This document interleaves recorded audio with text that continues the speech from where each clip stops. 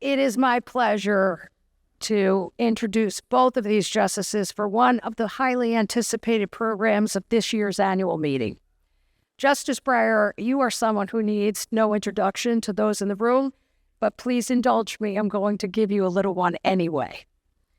Justice Breyer was appointed to the United States Supreme Court by President Clinton in 1994 and served with distinction for 28 years until his retirement in 2022.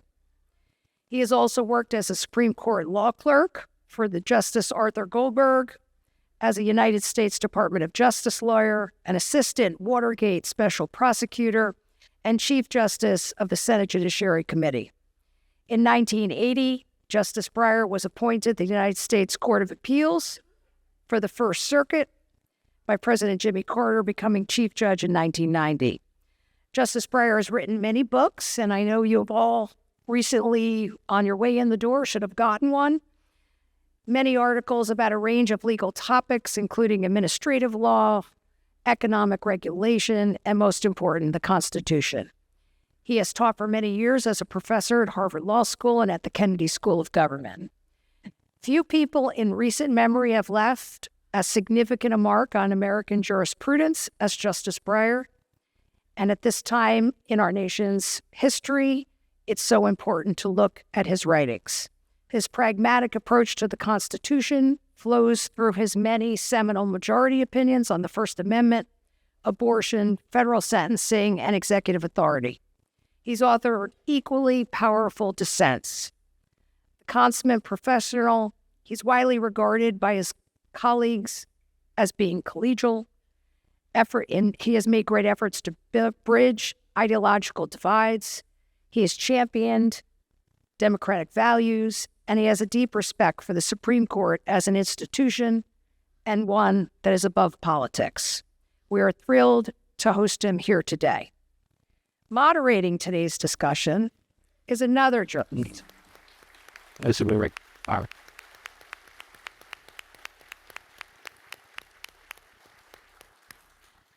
Moderating today's discussion is another jurist whose name and reputation are well known to those of us in the room, admired so much in the New Jersey legal practice.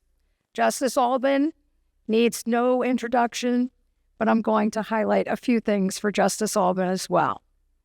Justice Albin left a lasting impact on the state's legal landscape in his 20 years of service on the New Jersey Supreme Court, improving the lives of citizens of this state. He remains a strong voice for the independence of the judiciary, speaking publicly and openly about the importance of those issues and the sanctity of the Supreme Court. In his 2 decades on the New Jersey Supreme Court, Justice Albin authored over 400 opinions, which analyzed everything from the law of employment discrimination, many going against me, I would like you to know, products liability, affordable housing, and whether to grant parole to an inmate serving over 40 years in prison. He has been lauded as much for his compassion and fairness in his opinions and his wit and levity that transcended legal discourse. Justice Albin is now at the Lowenstein firm, who was a big sponsor to our annual meeting, and for that we thank them.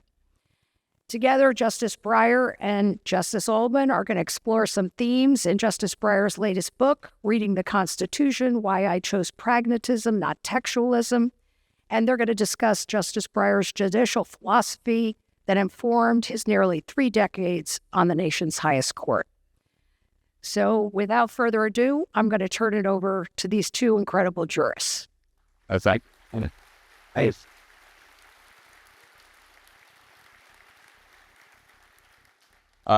Thank you, Christine. Henry Kissinger was once introduced as the man who needed no introduction. And when he came up to the mic, he said, "I like introductions." And now I know why. Thank you very much, Christine. Justice Breyer, thank you very much for being here. We're honored by your presence. And on behalf of everyone here, I want to thank you for your extraordinary service to our country.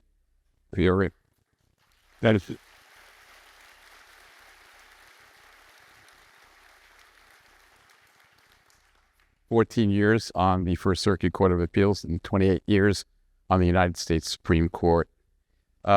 Last week, you lost a friend and a colleague with whom you served on the United States Supreme Court, and the country lost a courageous and consequential jurist who defied all labels, David Souter. So I'm going to start off with an anecdote about Justice Souter, and I'm going to ask you for some of your personal reflections about David Souter. So, while David Souter was on the court, he was traveling from Washington to his home in his beloved New Hampshire, and he stopped at a restaurant to get something to eat. And a couple came up to him, and the man said, "Aren't you on the United States Supreme Court?" And Justice Souter nodded. And then he asked, "Aren't you Justice Stephen Breyer?" And Justice Souter, not wanting to embarrass the man's wife, said, "I am." And then they chatted for a little bit. And then the man said, "Justice Breyer, tell me the greatest thing about serving on the United States Supreme Court."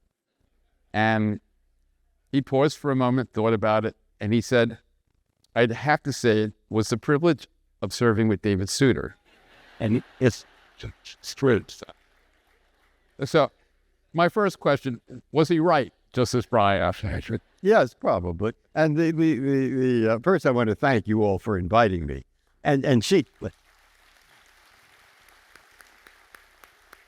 And the introduction, you're the only ones who will appreciate this. My brother is a trial judge in San Francisco. Now, why is that important?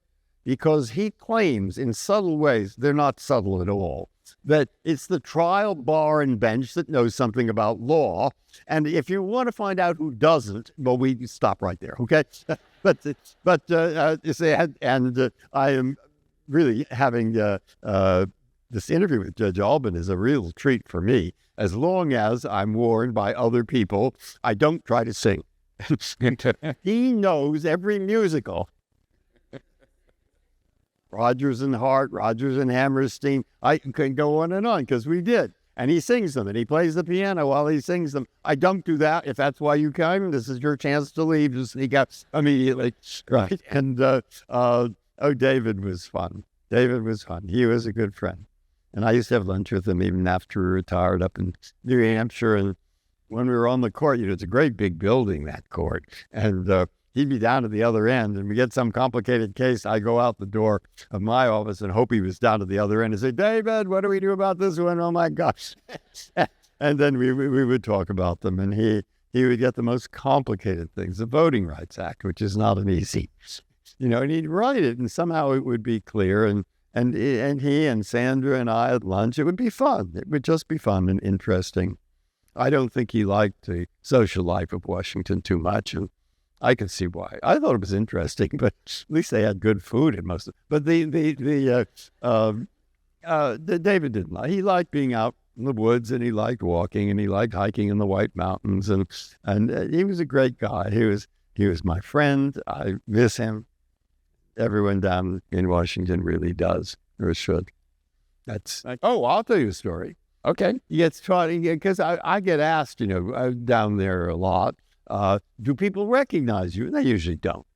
I say, but when they do, sometimes they do. I said, if they do, they ask a question.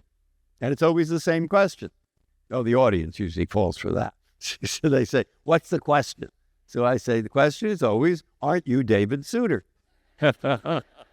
Then Sandra's clerks took him to lunch one time. So they go out to lunch and they want to get into the subject, which is probably a mistake, but one of them says, "Is it true?" She said, "Is it true that you and Justice Breyer are often mixed up?" Well, I thought about that for a while. Maybe that's not the best question. So then she changed the question. She says, "Is it true that you and Justice Breyer are often confused?" Now we better go into something else. All right. But David was fun. Yeah. He contributed a lot. Yeah. So sometimes I was confused with Justice Solomon, and when that happened, I didn't know who was more offended, Justice Solomon or Mays. So, Justice Breyer, you gave the 2021 Scalia lecture, was published in this little book, which is called The Authority of the Court and the Peril of Politics. And it seemed particularly apt and prescient to me, even though it was published in 2022, to what has been going on, perhaps in the last 3 months. So what I'd like to do is quote 2 little paragraphs from the book and have you run with it. So so I recommend it to the audience. I know you have Reading the Constitution. Here's another book that I highly recommend. And you wrote this: a serious conflict between the court and president is more likely to occur when the court makes a constitutional decision.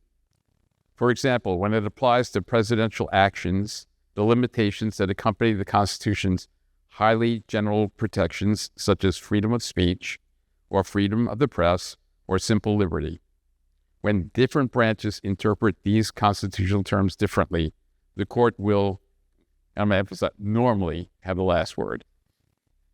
And you also wrote this: the public now expects presidents to accept decisions of the court, including those that are politically controversial. The court, with no troops of its own, has reached the point of being able to impose a significant check, a legal check, upon the executive's actions, even in cases where the executive strongly disagrees. So on that last piece, I know we're in a casino. Is that a safe bet? I was saying. Well, that's the question. I mean, I'm optimistic. I think the Chief Justice, and I've said it, he said, look, that's all right. If the trial lawyers, every time they have a case, it's very likely one will lose. I hate to bring up that sore subject. So what does the one who loses think of the judge? We don't want to know, but it's not pleasant. They won't say you're an idiot, at least not while you're in there in the courtroom. But they might think, oh my God, is he doing, how could he? And then what does the trial lawyer who wins think of the judge? He doesn't think about the judge. He thinks he's a great lawyer. But what does the loser do? Appeal. You're in the legal system when you appeal. That's what courts of appeals are there for. That's why you have a New Jersey Supreme Court. That's why we have courts. Appeal. That's no problem. So the problem that you're talking about is people getting worried that they just won't even follow the Supreme Court. Did that ever happen? Yeah, probably. Probably it was Andrew Jackson, who Cherokee Indians owned northern Georgia, and then they found gold there, and the Georgians thought, why should the Indians have the gold? We should have it. So they grabbed it, and they passed a law saying, no Indian law, just Georgian law. And then there was a minister named Worcester from Massachusetts, and he went down, and the Georgians arrested him, threw him in jail. They hired the chief of the Cherokee tribe was a brilliant man named Chief Ross, and he did what any brilliant person would do. He hired a lawyer, and that lawyer, Willard Wirtz, one of the greatest of his day, got all the way to the Supreme Court, which said, of course, this land belongs to the Cherokees. Of course. But it did.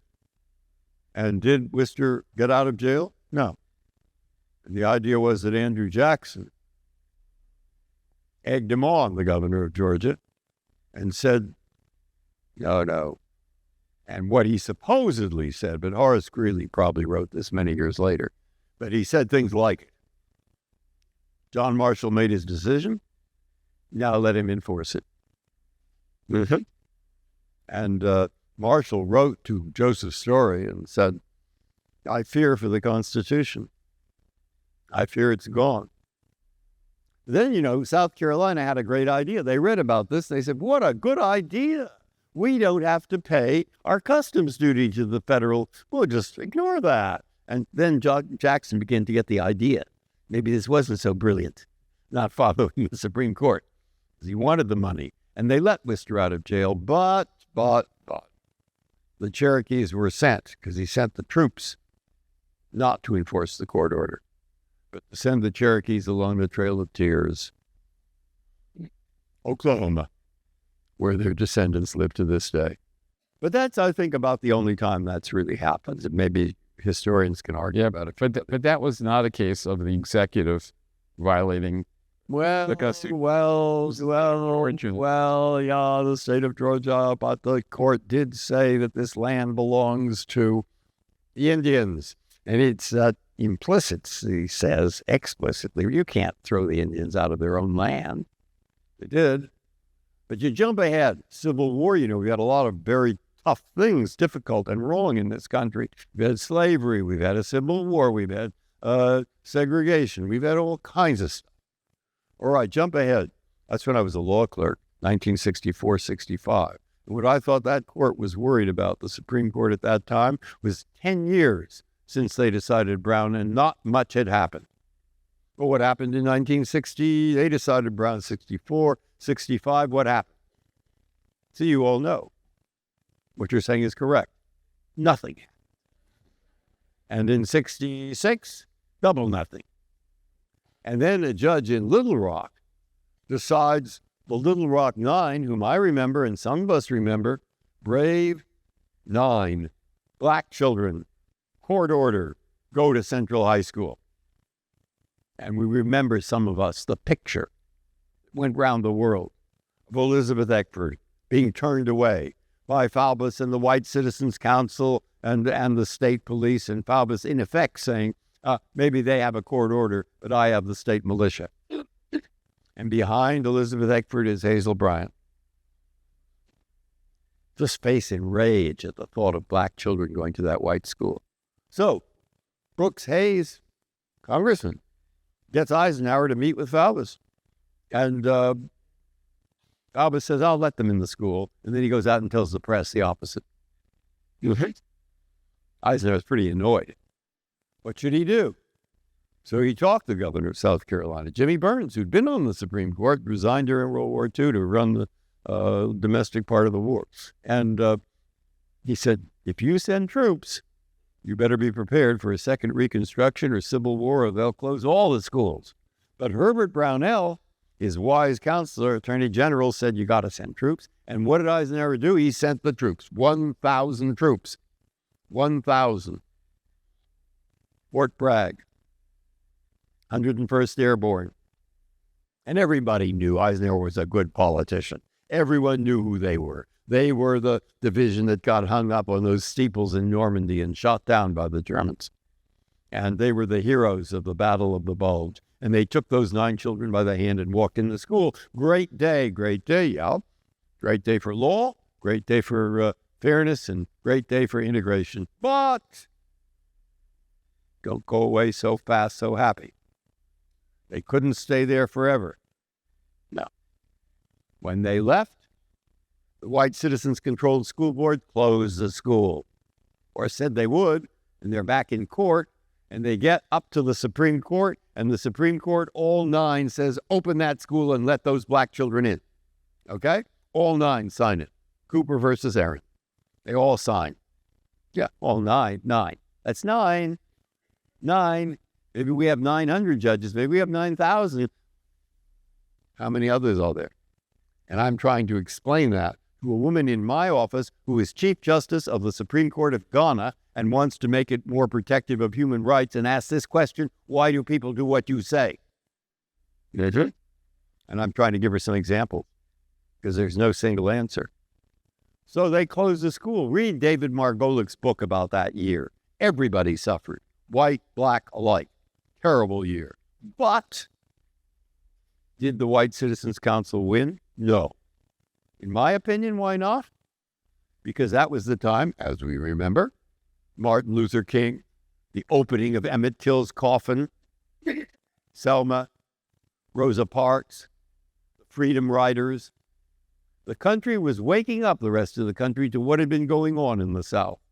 And the opinion was beginning to sway. So I want to tell her is, yeah, and they reopened the school.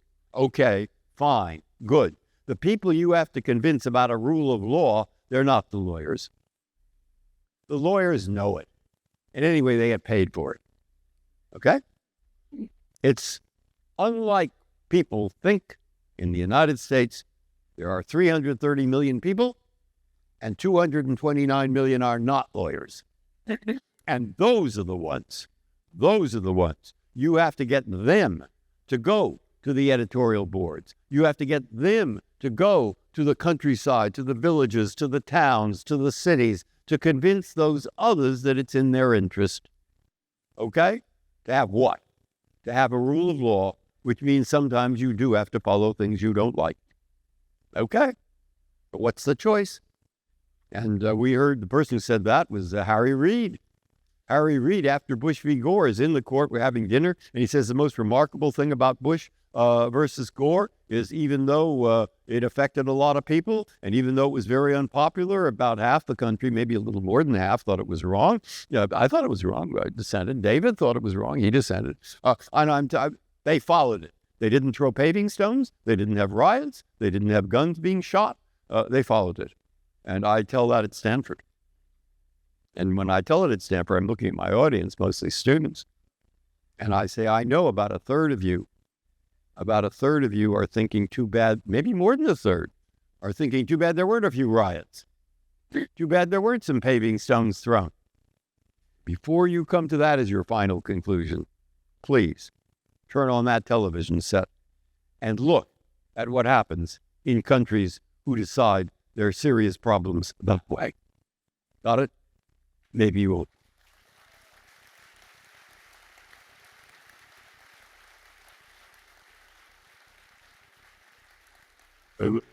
So now I'm going to turn to the book. Hope all you have a copy of it, Reading the Constitution, why I chose pragmatism, not textualism. So, Justice Breyer, you wrote this book because of your concern about the rising tide of textualism and originalism. You've written that all judges use certain interpretive techniques, text, history, tradition, precedents, purposes, underlying values, and consequences. So, from among those tools, what distinguishes a pragmatist or purpose-oriented judge from a textualist or an originalist? Well, I think it was mostly Nino Scalia, but we were good friends. And I mean, he says in writing in two places, the books that he's written, he says, well, the problem is that the judges substitute what they think is good for the law. And the way to stop them from doing that is they read the text, and the text is it. And don't look to purposes. One of my clerks became a history professor, and she says in the 18th century, they frequently asked the judges, what's the mischief that the Congress was after? And after all, more than half our cases are statutory. We're taking these cases because lower court judges, who I say all the time when I'm not with a lower court judge, are perfectly good judges. They're good judges. And there's no reason to take a case if they all decide the thing alike. Very rarely. Very rarely. And so we're taking cases where they come to different conclusions. All right? And mostly statutory. That's textualism. Says, don't look at the purpose. Don't look at the consequence. Don't look at what they were fighting about in the legislature. Just read the text. And when we would debate, we like to debate in law schools, or colleges. The students are fun, and we enjoyed it. We're in Lubbock, Texas, and a lot of students there, and it's a football stadium. They must have thought there was a football game going on or something. But he would say, don't look at those things. I'd say, well, Nino, please, just look at the text. Yeah, that's what he thought. That became popular in certain quarters as a way of stopping the more liberal, we'll worry about them. Okay, so I say, I see, just look at the text. You know that George Washington didn't know about the internet? He says, I knew that. And he said, I'm not saying that my system is perfect. He said, it's like the two campers, which I didn't know that story. It's a good story. The two campers, one of them sees the other putting on his running shoes. What are you doing? I'm putting on my running shoes. Why? There's a bear in the camp. You can't outrun a bear. He says, yeah, but I can outrun you. Yeah, yeah.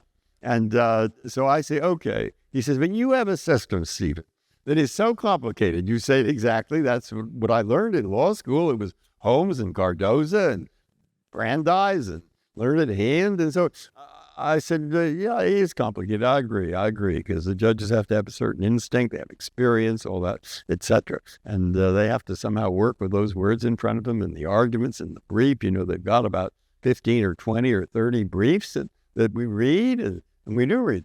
And you have to look at, I don't know why they call them briefs. They're not briefs, but nonetheless, you read those documents and you figure it out. And he says, that's too complicated. And you have a system that only you can do. And he doesn't mean I can do it either. But nonetheless, I say that's possible. But if we follow your system, we'll have a constitution that no one would want. Yeah, I think that's a good point. And does either of us really know? No. If you're a judge, and maybe if you're a lawyer, you don't know what's going to happen to the advice you give. You do your best in the circumstance. You do your best to try to get things to work out for your client. You do your best to try to create an opinion that will, in fact, law help achieve what Henry Hart and when I was in law school, and Al Sachs used to say is the basic purpose of law. Law in general in the United States, if you say what's the basic, highly abstract purpose, it's to help those 330 million people live together peacefully and productively. After all, we do have 330 million. And after all, I went to the Supreme Court thinking, why doesn't everybody agree with me all the time?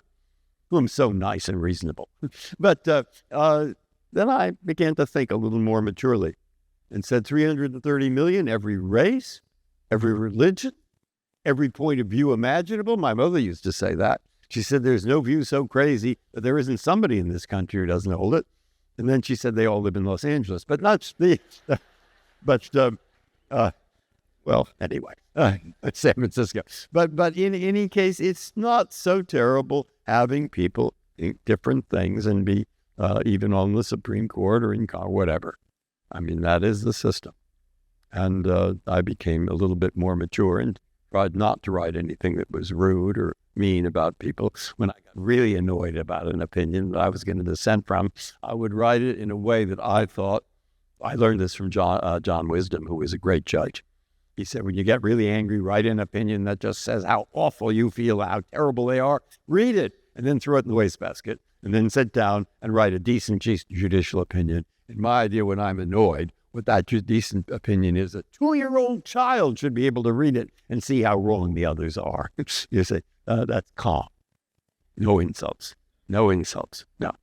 But explain. That's what you Okay, so that leads me to the question of the current status of the way the justices of the United States Supreme Court are writing opinions. So we expect strong and powerful majority opinions and dissenting opinions and verbal jousting. And we know that in conference, the justices of the court are collegial and friendly with each other, but something seems to happen when some of the justices put pen to paper. And it seems recently, you can tell me if I'm mistaken about this, that some of the language in some of the U.S. Supreme Court opinions, not yours, are disparaging or derisive, and they seem to take on a personal tone. And I'm just going to give one example. There are probably many. I know that Justice Scalia was obviously a well-respected and beloved figure, but in the Obergefell dissent, majority written by Justice Kennedy, Justice Scalia said that the opinion was, and I'm quoting now, couched in a style that is as pretentious as its content is egotistic. I'm only using that as like one example because I think many of us are wondering whether or not the language is too vituperative, and whether or not that may very, very well lead to like a decline of respect for some of the opinions, because opinions are a teaching tool. Like everyone here is reading a United States Supreme Court opinion. in the academies, law students, and the question is whether or not this sort of, I'm going to call it divisive language, is trickling down and finding its way in briefs and maybe into the opinions of state court judges or federal judges. So what do you have to say about that? Well, for 28 years, I have sat in those conferences, which we have weekly after we hear argument. And you go around the table in order of seniority. No one speaks twice until everyone speaks once, and then there's back and forth discussion. For one thing, it doesn't work if you're too. I mean, as soon as the other person, whom you didn't think was right, thinks what you're saying is, I have a better argument, ha, ha, ha, than you, ha, ha, ha. However you phrase it, all that will do is let that person think, I have a better argument than you. So it's going to get you nowhere. What you do is you listen. Listen to where they're coming from and see what you can make out of that will help bring people together, because you need five. Because people, contrary to what the papers say, are not interested in the Constitution according to Sandra O'Connor or Stephen Breyer or even Nino Scalia. They're interested in what the court says the Constitution means. And there you need five.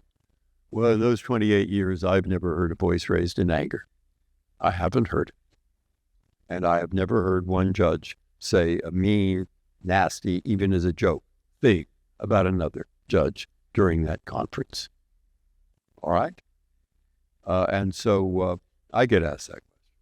Nino and I were debating the first time. We were asked that question, and someone says, why do you say mean things, in your opinion, about your colleagues?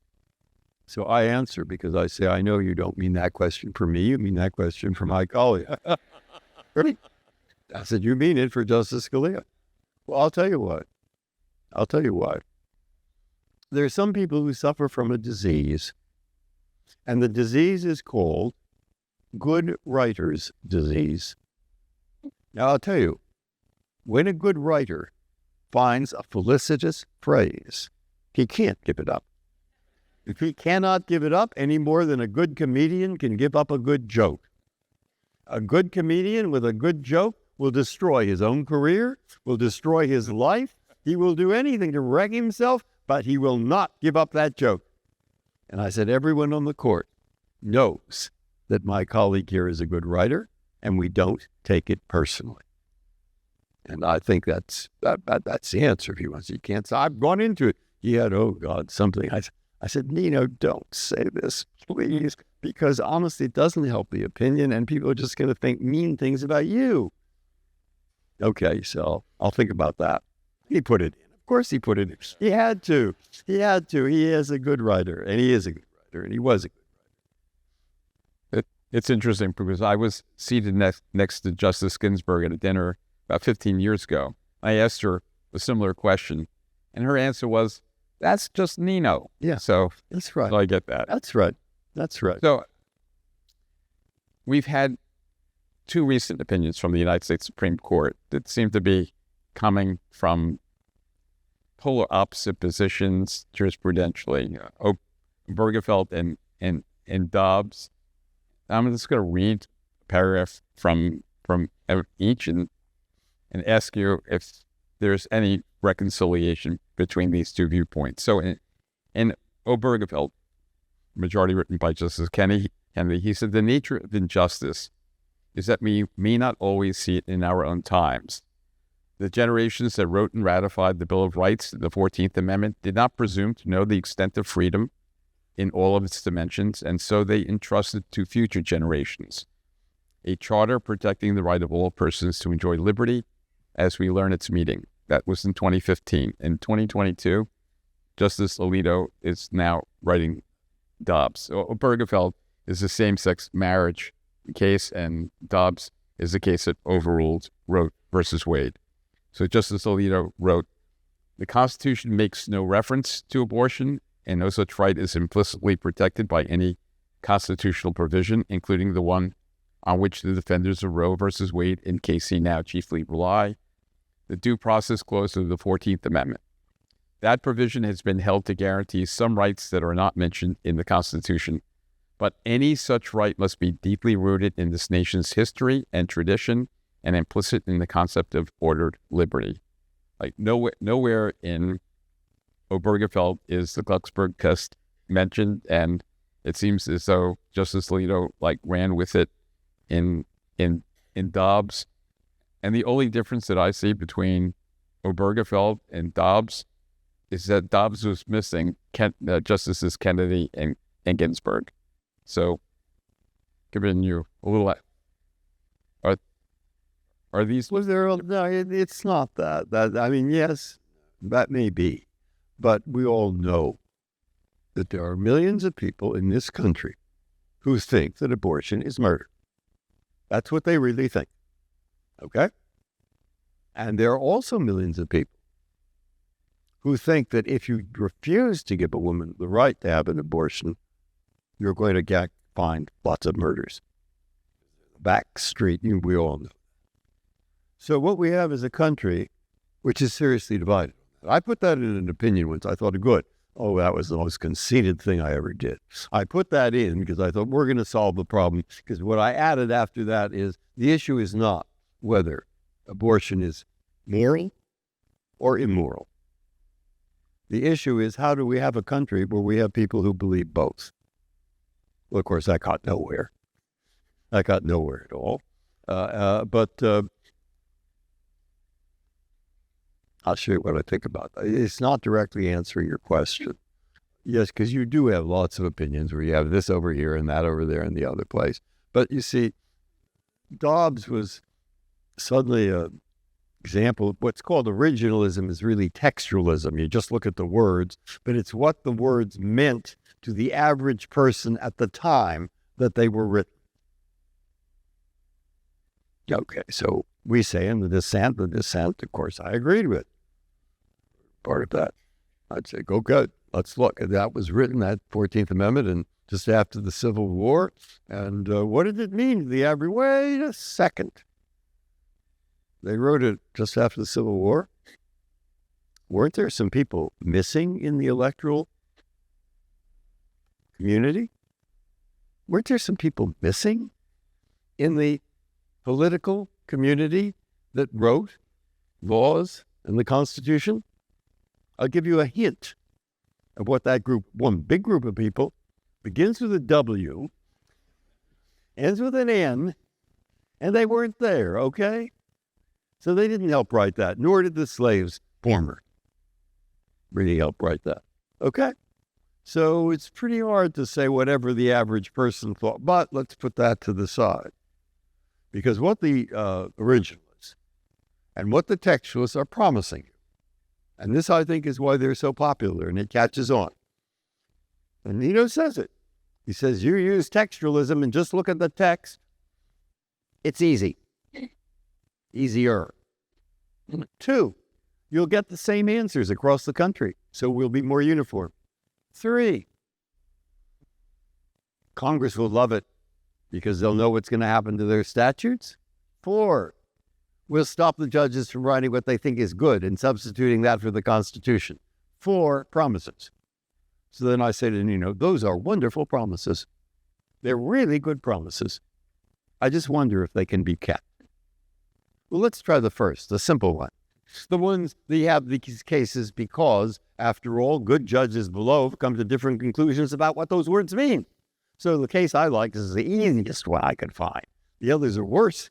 The easiest one, as many of you know, perhaps all of you, you have a child that has a handicap of some kind, you can get the school board under federal law to give special education. And if you, the parents, for example, think that education isn't good enough, you can bring a lawsuit. And if you win that lawsuit, it says, and these are the key words, you get your, ready? Costs. Costs. Okay, so the woman in front of us had won, and she wanted her costs. And the costs included $29,000 for an educational expert. Is she entitled to that under the statute? Does it mean educational experts' costs, or just the lawyer's costs, or maybe just the filing fee? What does it mean, that word costs? So I'd say to Nino, oh, good. We'll look at it. Okay. I see costs. Now you got the answer? Oh, maybe I didn't look at it long enough. Okay, I'll look at it some more. Costs, costs, costs. Look at it harder. Because. Oh, so, okay, now I got it, huh? Yeah, right. All right. So, and that's the easiest one. And the others are worse. It's very often, not always, but very often. Of course, you start with the language. Of course, you say if it says vegetable, that doesn't mean a fish. Okay, it means a carrot more than a fish. All right, we got it. But please, that isn't going to answer the case 99% of the time. So you look to other things. What are they after in Congress? And if that isn't going to tell you, and sometimes it doesn't, and sometimes it does, go look at the consequences or look at the history and look at all these things that you named very well. Thank you. But no, it's not simple. And it's not going to be uniform across the country, or why are we taking all these cases?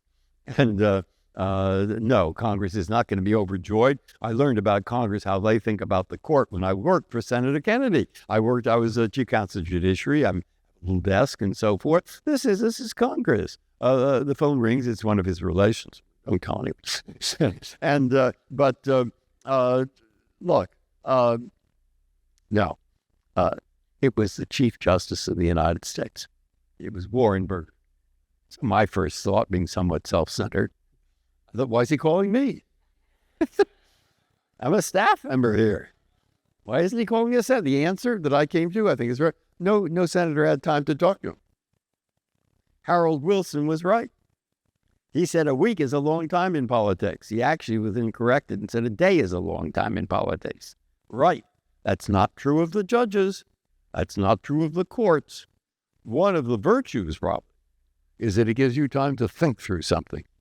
It's a question of weeks, sometimes months, before you figure out this thing. They're on different time schedules, and they are different institutions. And it doesn't just run like some kind of a painting. Yeah. Different world. And so, it's not going to be uniform throughout the country, or if they care about that. And we're not sure if they do or not. Depends on the statute. But what about keeping out the judges who substitute their own view of what's good for the law? Well, judges, in my experience, I can't vouch for everyone. They try not to. They try. I did grow up in San Francisco. My dad, whose watch this is, for 40 years, was the lawyer for the school board. It's his watch, 40 years, 33 to 73. Yeah. I went to Lowell High School, good public high school. I went to college, law school. I've lived the life I've lived. And so have you all. And so will you all who are younger. And you can't escape that. You can try, and you do try. Keep down your personal views. Try to keep them out of this. And will you succeed? Yes, to a point. But no one can jump entirely out of his own skin. And so, of course, there's some of that. But try not to. Now, the question is there more of that? With less of that? With the textualism? Well, let's go back to Dobbs. I say to Mr. Textualist, we won't say who it is, one of my colleagues. And I say, Mr. Textualist, why did you overturn Roe v. Wade? Did you overturn Roe v. Wade because you thought they should have used originalism or textualism and they didn't? Is that why you overturned it? Well, I know he's going to say no. He has to say no. He has to say no because, as you pointed out, textualism, originalism came along pretty recently. So 90% of the cases were decided on some other theory. So if he says yes, that leaves every case open to overturning. And then you're really in trouble, even in your law office, because your client comes in and says, I want to do X, and you say you can't do that. I'm sorry, that's unlawful. And he says, oh, that's no problem. We'll just ask the Supreme Court to overturn it. You can't run a country that way. That's called chaos. So I know I'll say, okay, why did you? And he will say, well, the key words there are egregiously wrong. I thought Roe v. Wade, the majority thought, was egregiously wrong. Okay, that's what they thought. I didn't think that, but they thought it. Okay, that's what they thought. Wait a minute. You overturned it because you thought it was wrong. Egregiously wrong. And you're using a system that's supposed to criticize me because I choose something because I think it's right or I think it's wrong. I don't choose it. You accuse me for doing that, but you're not doing that? Hey, how do you decide what's egregiously wrong? If you got that point, it's a little subtle. But the point is they can do exactly the same thing in deciding whether something's egregiously wrong or egregiously right or whatever it is as they're accusing the other people of doing. So now we have 4 promises. So now what we did, we have 0 promises.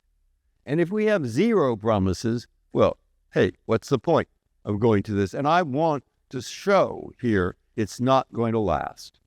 It's not going to last, but of course I don't know. I can simply give the reasons why I think it's not going to last, and I've just given you it some length. Right. So we spoke earlier whether or not there may be some paradigm shift. In your book, you indicate the Lockney era when you had rampant laissez-faire, the New Deal, which overruled that period.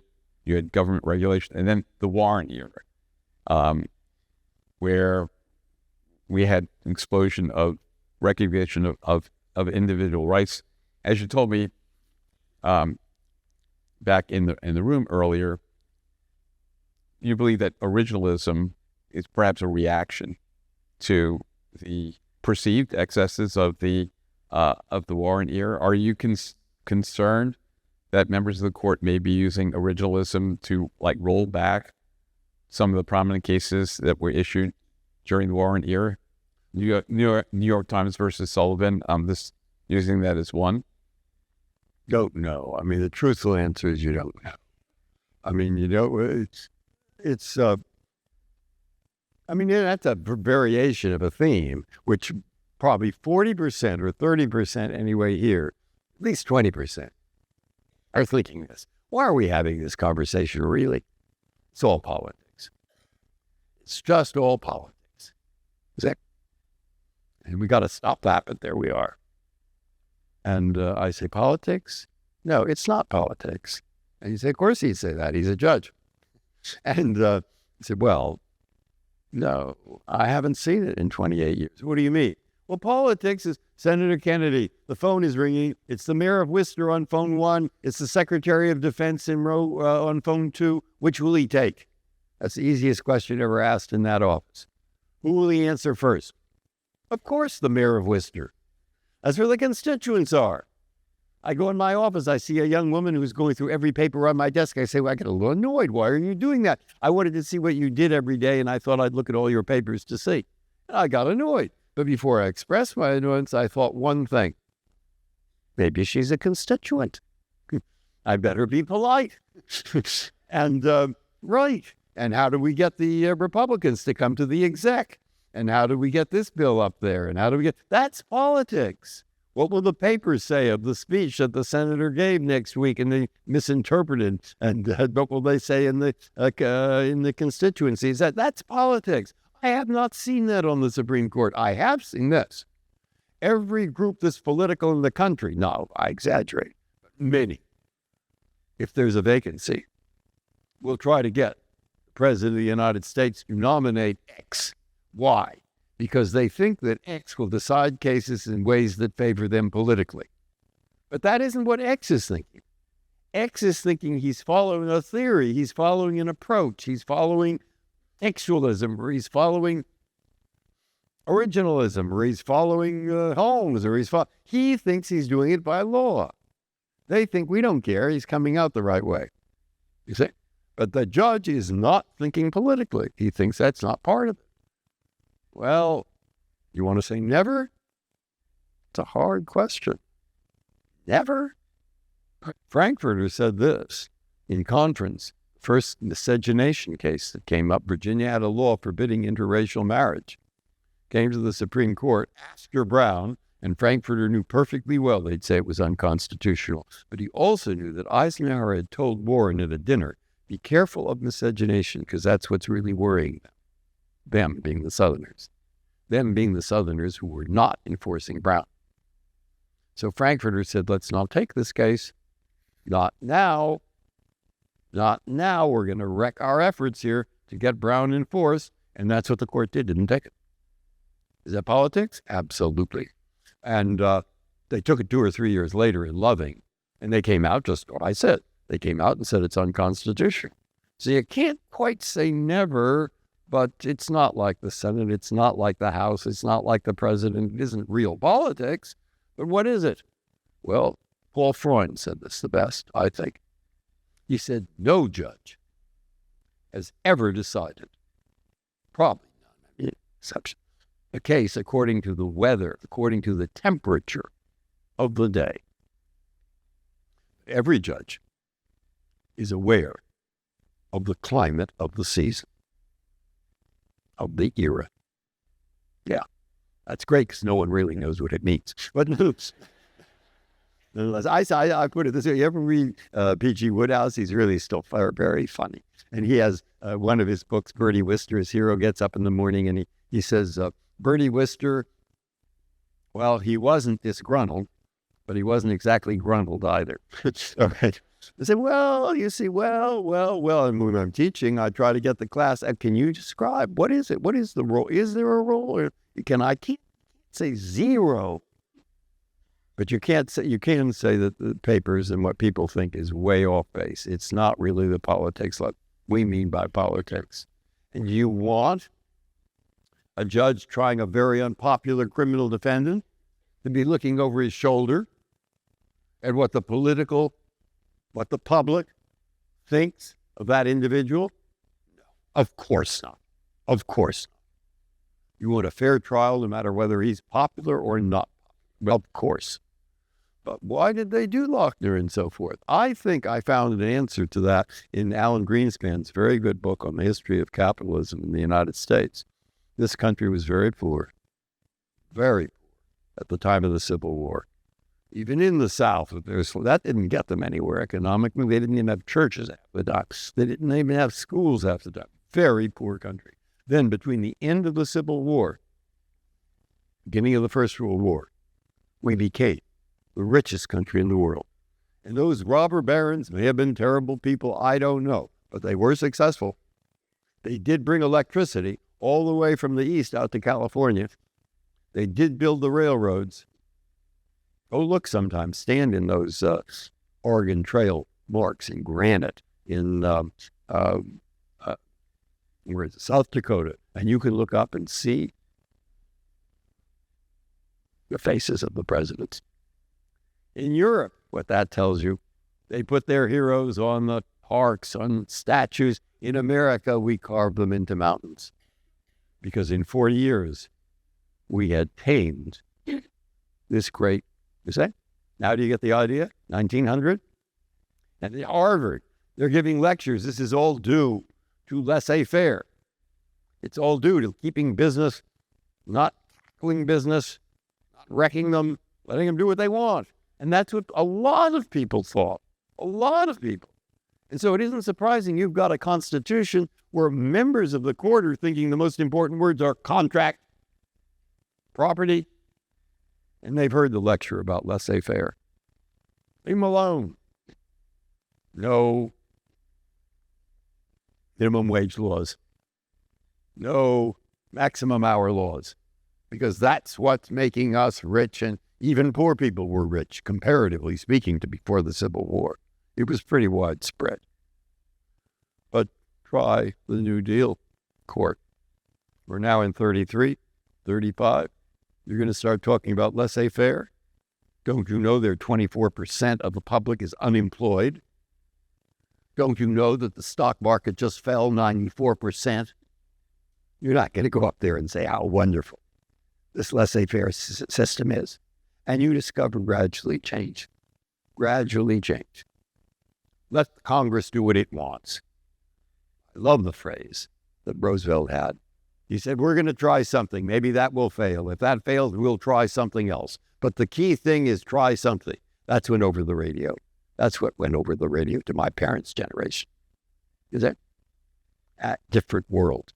And the court is somewhat different too. But let Congress do what it wants. We stay out of everything.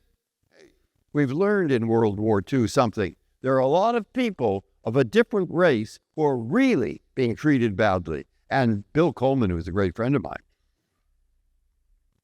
he was in the officer. He was an officer in World War II. And he goes into the commanding officer of the base, and he says, they won't let me in the officers' club.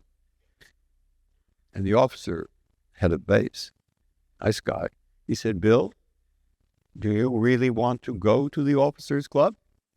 And Coleman, if you knew him, you know what the answer was. Yes. He says, yes, I do want to go to the officers' club. And they let him in. Okay? There are changes going on there. There are changes going on. The attitude in the country is beginning to change. And the Warren, famous thing that Phil Ellman said that Frankfurter, mean thing to say. This is a mean thing to say, but it wasn't said in conference. But Frankfurter at Vincent's funeral, he knew what was going to happen. They were going to appoint somebody, and we would desegregate. But at Vincent's funeral, he turned to Phil Ellman and he said, now I know there is a God. But there we are. And of course, you began to see those changes that I've already described. But changes, is it just political? No, we've not seen that. But you want to say zero? No, you can't say exactly zero. All right, we're back to P.G. Woodhouse. So there's no point repeating myself. That's sort of the feeling. That's what you get. And now will it change again? I don't think it will because, but maybe because I read some of their opinions where there are 5 people saying they're textualists and they all have a different reason.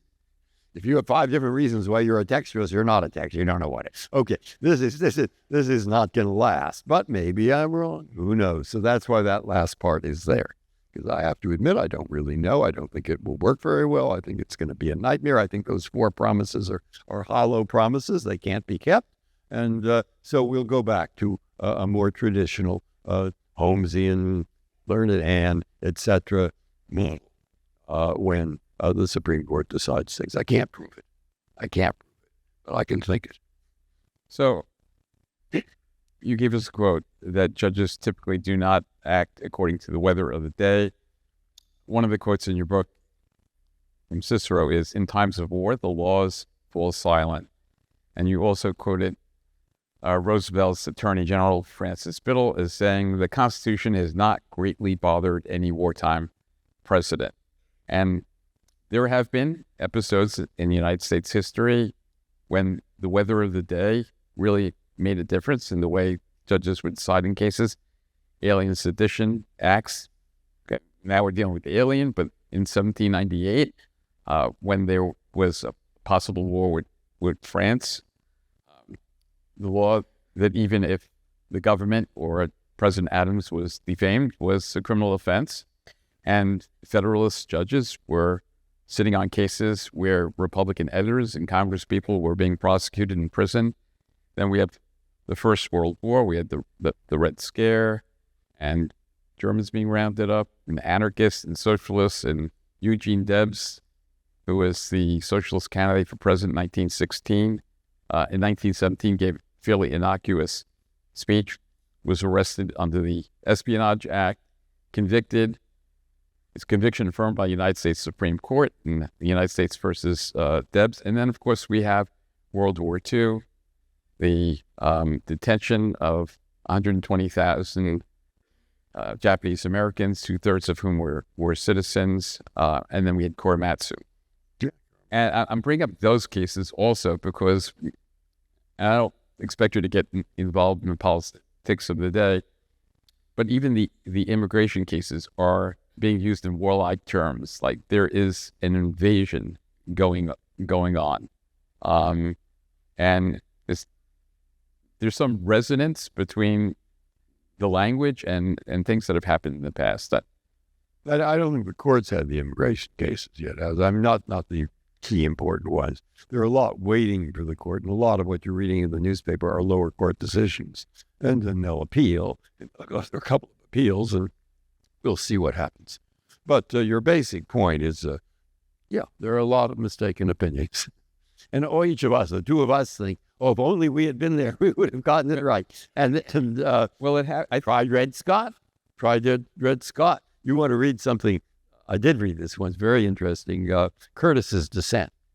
This is before the 14th Amendment, before 15, before 13. And my God, on the law of the day, I mean, if you Curtis had it right. And Tawney reads it, and he needed some months to try to correct his opinion. Which he said, "Why did Tawney write this thing?" And I'll tell you something interesting. To me, it was interesting. Why did he write this thing? Tawney was a good judge according to the lore of the day. He was in a border state. He came from Maryland.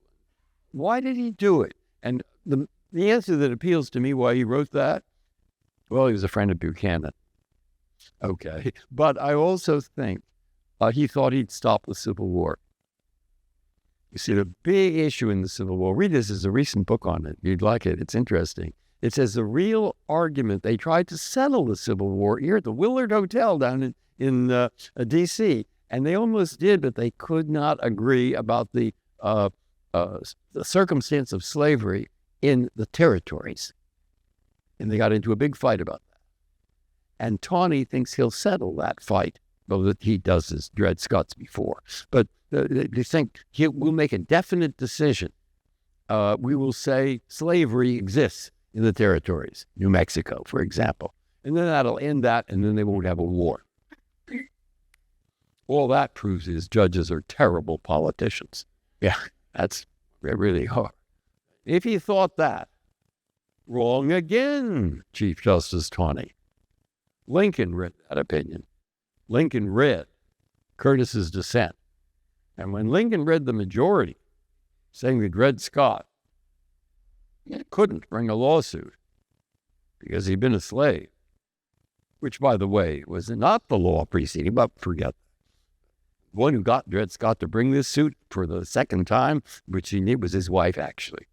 It's a very interesting story. But in any case, Lincoln read it, and he said of that opinion, he said it's a shocker. That's his word, shocker. And he went to Cooper Union in New York City. He gave a speech which was taken very much from Curtis's dissent. And that speech vaulted him to the head of the Republican Party. And he got nominated. And that made it almost certain that there would be a civil war. So if that was Tawney's thinking, it was pretty wrong too, even in the coldest, non-humane political way. All right, so yeah, don't try. And that was wrong from the beginning. So sometimes I've thought, have the Supreme Court made more mistakes than it's made good decisions? So are you an optimist or a pessimist these days? I still think it's probably Brown helps, on good decisions. It helps quite a lot. But an optimist, I tend to be slightly optimistic. Depends on the week. but I tend to be slightly Why? Why? Because I like talking. I talk to this audience, but I particularly like talking to high school students, even seventh graders, my grandchildren's classmates. It's hard to talk to seventh graders. They're all looking out the window. So what I usually we talk about, because they're into the Constitution, and they want to know what to do. And I say, this document, this Constitution, I'll tell you something about it. It's not mine anymore, my friends. It's yours. And you are the ones who are going to have to say what becomes of it. You are. I'll tell you a few things I learned from Senator Kennedy. I'd say he'd tell the staff, do not try to get your own credit for everything, please. Credit, look, if the thing works, there's plenty of credit to go around. If it doesn't work, who wants the credit? That's not your job. Other people are against you. You're trying to persuade them. Here's what you do. You find a person who has the opposite point of view and whom you respect as actually intelligent. You go to that person and you talk to them. Oh, wait. Don't talk too much. Listen. And if you listen, you will discover that eventually they will say something that you really agree with. And when they say this thing that you really agree with, what you do is say, what a good point you made. Got it? And let's see if we can work with that. And you try working with it. And not always, but sometimes you'll get 30% of what you want. Take it. Don't hold out for 100% so all your followers say you were a hero when you got nothing. Take the 30%. Great. And I heard Kennedy so often when we would get something, and the press would say, Senator Kennedy, you did such a good job on that bill. And he would say, don't thank me, thank Orrin Hatch, the Republican. He's the one who came up with the idea that brought us together. Often said that. Now, I want you, I say to these students, to go and participate in public life. You can be on the library commission, you can be on the school board, but at least vote. At least get out there and participate. That's Teddy Roosevelt, a great speech, the man in the arena. Great speech. But you participate. Now, why am I optimistic? Not because of what I just said. That isn't the point. The point is this, that suddenly they're not looking out the window. That's the point. Suddenly a lot of them are back in their seats. Suddenly a lot of them are actually listening to what I'm saying. And it's the look in their eye. It's the look in their eye, and maybe I've exaggerated, but that look in the eye tells me that they're interested. They want to do something. They want to help at this moment when the country is too divided. Okay? So I look at that and I say, maybe you have to go out a few years. Maybe you have to go out, but it's okay. They're going to do it. It's theirs, and they will make it work. They will participate. The sentence I like about participating, Derek Block put in his book, it's a great sentence. It may not be true. Maybe he never said it, but it was he puts it in as Pericles. Pericles, 2,000 years ago, giving a great funeral oration in Athens and saying why Athens, democratic society up to a point, why this is so great. He says, what do we say in Athens about the man who does not participate in public life? We do not say he is a man who minds his own business. We say he is a man who has no business here. Tough. But I think subconsciously or not, those 7th graders, 8th graders, 9th graders, whatever you want, high school, we'll teach them about this. And then they will pick it up and they will see that this experiment actually works. That's what makes it.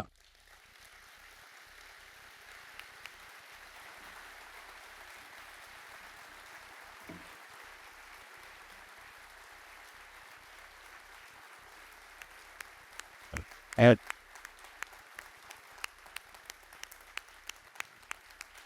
that's it. You can say it's really good.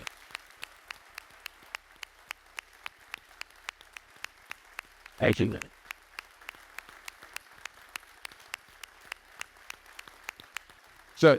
So that's a lesson, not just for 7th and 8th graders and 9th graders, but for all of us, lawyers and judges and citizens. And I want to thank Justice Breyer. Thank you for taking the time to speak with us and educate us and elucidate the Constitution. So you have our great thanks. It's been a pleasure sharing this time with you. Thank you. Thank you. Thank you.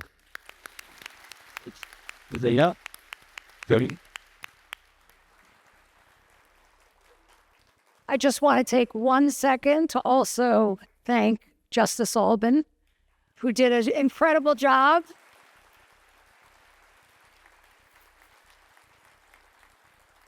And Justice Breyer, for every law clerk, lawyer, and judge sitting in this audience today, thank you.